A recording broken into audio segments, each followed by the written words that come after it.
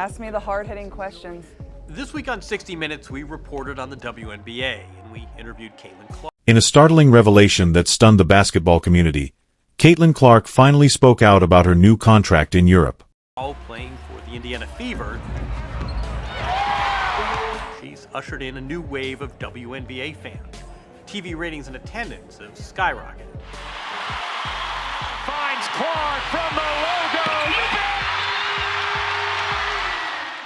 You know how crazy these crowds get, though, when they see that logo 3. Yeah, they go crazy.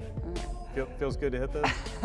Occasionally, it's not too bad. So I don't mind it. Seriously though, so you got the ball in your hand. Yeah. You're crossing midcourt. What's the decision making? Pass, pull up. How does that work? The WNBA's Rookie of the Year announced her choice for the upcoming season on Instagram after days of spreading rumors and intense debate, leaving fans and sports analysts eagerly awaiting her big reveal.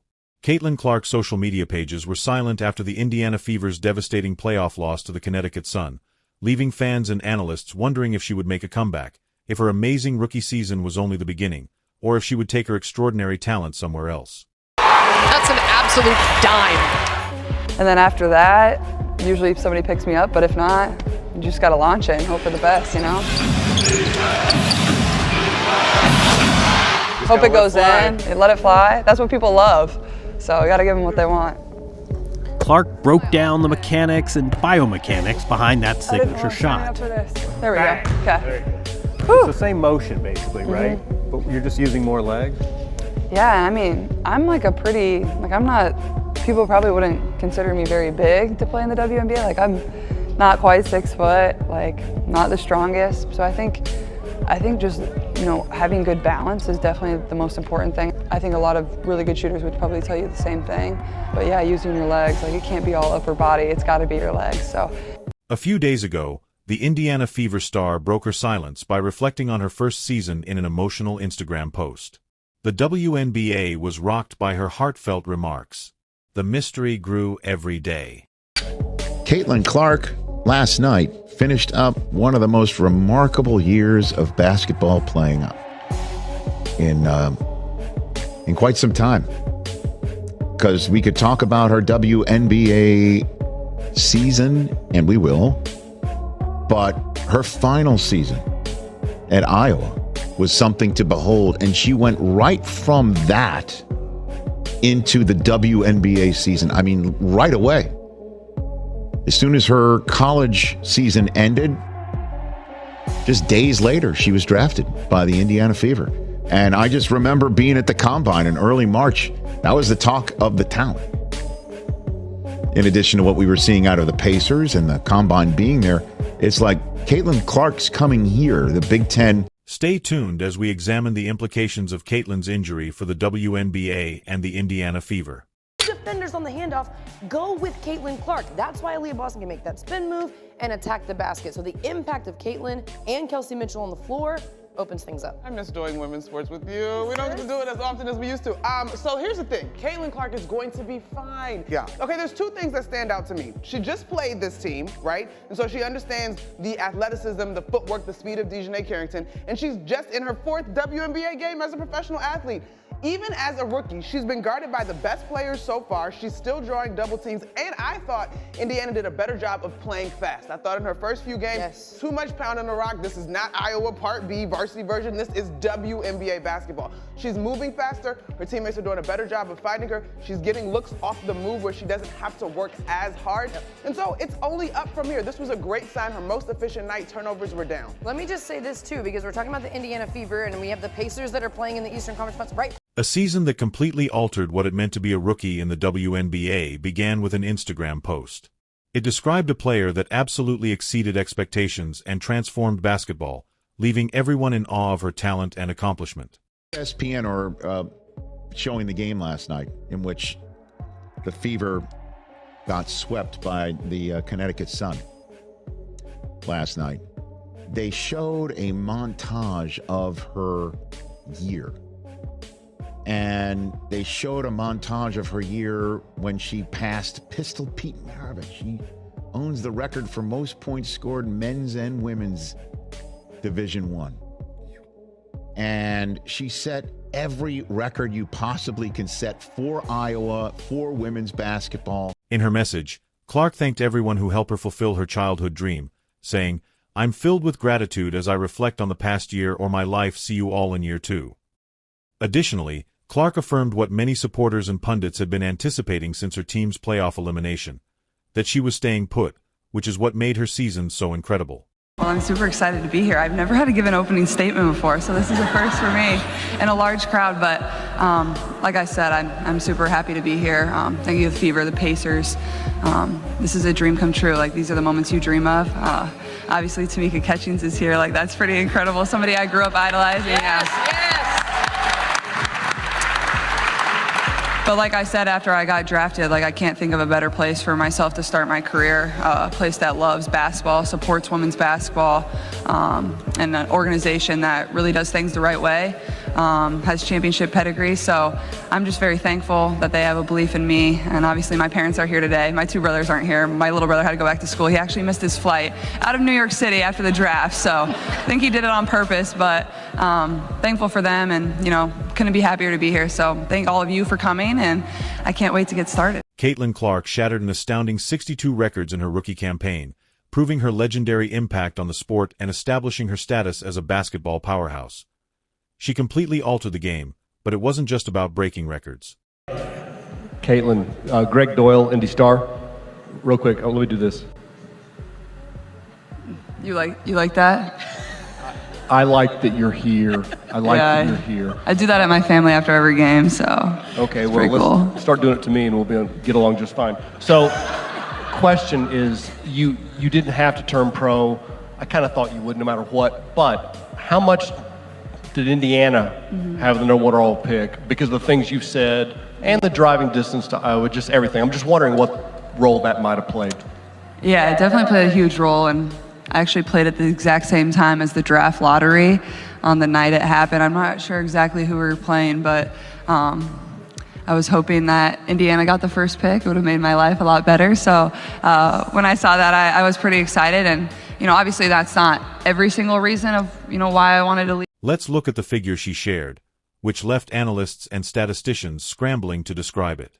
The Indiana Fever guard scored 19 points a game on average. In addition to having incredible stats for a rookie, 8.4 assists, 6 rebounds, and 1.3 steals per game, her 337 assists broke the previous record for the most in a single season, proving that she can help the players around her. But there's more. Caitlin Clark's exceptional vision and playmaking abilities were further demonstrated when she finished a single game with 19 assists. Additionally, she became the first rookie to ever register 2 triple-doubles. To put it briefly, Caitlin Clark turned the league into her personal playground, and her impact went beyond the numbers. The struggling Indiana Fever team welcomed Clark. Caitlin Clark's Rookie of the Year odds have become so high that there is currently only one sports book that will even allow you to vote on Rookie of the Year. MGM Bet is currently the only platform that you can vote on Rookie of the Year, and they have Caitlin Clark's odds at negative 10,000. And to put the icing on the cake, just last night, Caitlin Clark made her 86th three-point field goal of the season, which set a new record for three-pointers made by a rookie in WNBA history. The previous record was set by Ryan Howard in 2022. Under her leadership, the team achieved its first 20-win season since 2015 with a 20-20 league record. More importantly, the Fever qualified for the postseason for the first time in 8 years. Fever supporters now have fresh hope thanks to Caitlin Clark. The WNBA record for threes in a season is currently held by Sabrina, and that number is 128 threes. So with the Fever having 9 more regular season games left, and I'm not sure if this is just like a regular season record or includes playoffs, but Caitlin Clark would have to average a little over 4 three-pointers in a game in order to break this record. It's doable, and especially if their team goes into the playoffs. But not only with this three-point record, with her assist record, with her triple-double record, and just the impact that Caitlin Clark has had on the WNBA and on the Fever team this season, there has still been some debate on who will become Rookie of the Year. We talked about Angel Reese a couple videos ago and how she is holding her own on the rebounding side, and she is shattering records, both WNBA and NBA records, with the amount of rebounds that she grabs per game. But if you look at these two players in their totality, it really is a no-brainer as who deserves Rookie of the Year this season. In addition to helping the Indiana Fever win games, her engaging on-court demeanor won over fans, boosting attendance and merchandise sales. All of a sudden, the squad was a must-watch on TV. Clark, 24, 10, and 10, her second career triple-double. What stood out to you about the way she got this triple-double in your eyes? For me, what I liked from Clark and quite honestly the Indiana Fever team is that even though they entered halftime with 11 turnovers, they were able to get that composure back, and they actually turned over Los Angeles, the Sparks, more turnovers than they had. So I love the composure that we're seeing. I love that this is a team that's still growing, and I think they're starting to figure out who their players are, who their go-to players are. Even when you have an Odyssey Sims that drops 20 points for a Sparks team that, has been struggling this season, Indiana found a way to win. They found their composure throughout this game, and I think that bodes well for them, knowing that they already punched their ticket to the playoffs. Clark showed in nearly every game that she could assist others around her by providing opportunities for them to score points and opening up the court in ways that defenses couldn't stop. For anyone that was listening to the broadcast, you heard that this backcourt has been the hottest thing in the WNBA since the Olympic break. And I do think that time together with this crew, that trio, as you mentioned, has been critical. We heard so many veterans, retired players, active players say that Caitlin Clark and likely the Indiana Fever were gonna need time. It wasn't gonna be instantaneous like your, instant coffee that you drink in the morning. No, we want this to be a nice Cuban coffee with a nice punch in there. And I think that's what we're seeing. It's not that this is not a talented team. You've got two back-to-back #1. Clark showed in nearly every game that she could assist others around her by providing opportunities for them to score points and opening up the court in ways that defenses couldn't stop.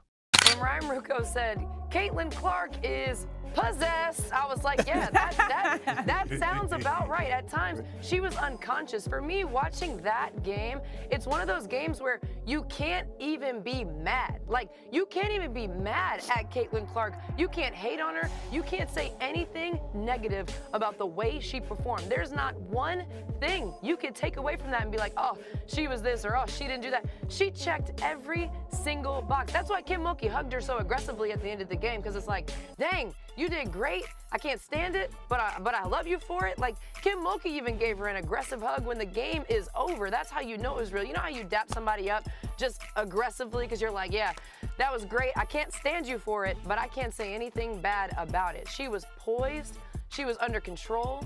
She manipulated the defense left and right. She got to her spot. She was almost universally selected as the WNBA Rookie of the Year, and the awards came in as fast as the records were broken. Angel Reese's domination on the court for the Indiana Fever is further demonstrated by the fact that she garnered the most votes of any player during the All-Star game. Guys, I think the thing is that what LSU got themselves into trouble is they let Caitlin Clark get to her spots early. You know she likes to drive the ball to the left, and when she drives to the left, she's looking to pull up. I don't know, Andrea, look, you follow the women's game. Why on earth would Kim Mulkey instruct her guys to go under the screen and not fight over the top? I'm not giving Caitlin Clark that kind of space. What she did was confirm what we already knew. There's a reason why she's the all-time leading scorer. There's a reason why she's top 3 in assists. It was another proof that she could enthrall onlookers while defending herself against the most powerful players in the league. Question: the race for Rookie of the Year is over. After what they did to the Sky, after they won their 4th straight, after they're over 500, they were just 500 the other day for the first time in 2 years where they were 2-2. They doing their thing. And Caitlin Clark, last 12 games, 23.4 points or 47% shooting, second leading scorer in the entire WNBA behind the monster that is Asia Wilson, who's going to be league MVP and deserves it, by the way. The reigning 2-time champion, who probably is going to 3-peat in my estimation. She is just something special. Best player in the world as far as I'm concerned, okay? Her achievements were made even more impressive by her capacity to manage pressure after joining the league right out of college with a lot of hype. She exceeded expectations rather than merely meeting them. NBA players shouldn't be thankful to Michael Jordan because guess what? There were great players that were in the sport before they ever arrived, who did everything they could to make the NBA what it was. But it was when those brothers arrived that it took on an extra dimension and elevated to another level. I'm just looking at some of the numbers here. When we talk about league attendance, the Indiana Fever, all right, with Caitlin Clark, led the league in attendance both home and on the road. Fever averaged 17,035 at home, 15,000 on the road. Attendance for the entire league up nearly 50% this year, according to data from across the timeline. And Indiana leads all teams with an average attendance of, like I said, of 17,035. Merchandise sales are up 450%. I'm gonna repeat that. Merchandise sales are up 450% for the WNBA, according to Fanatics. So take those things into consideration. Yes, we're looking at the unanimous choice for AP Rookie of the Year, a first-team All WNBA, okay? Fourth in the league in MVP voting, and we see all of these things. Certainly, she's going to be a great player. Drew compares her to players like Larry Bird because of her poise in the spotlight, her clutch performances, and her leave-it-all-on-the-court mindset. The most significant aspect of Caitlin Clark's season was perhaps how it changed the perception of what is possible for a rookie in the WNBA. She joined the likes of Stephen Curry and the great Kobe Bryant by not just raising the bar but also sending it high. Flagrant number 2, Kennedy Carter. This one has received more headlines and attention than maybe any other play in the entire league this year. Okay. All right. There's been plenty of dissecting about their relationship. Certainly we talked about it in this show, that Kennedy Carter has in the past. What a great year for her, by the way. Probably could get comeback player of the year. That she has in the past made some questionable decisions when it comes to keeping her cool. In fact, I'm pretty sure she leads the league in flagrants, or she did at some point. In fact, she's got 4 flagrant fouls this year alone. She's a bit of a chippy player. Okay. I think we can all agree this was not a basketball play. Caitlin Clark said so herself. That wasn't a basketball play. Looked like a lot of frustration, looked a bit retaliatory based on a play that had happened earlier where Kennedy felt like Caitlin was hit her and fouled her hard as well. We've already agreed that that one was not a basketball play. It almost seems unjust that future rookies will be held to the same high standard as her, but as Clark's fame increased, so did the target on her back. The amazing player who was dominating the WNBA was about to face challenges that would put her willpower to the test.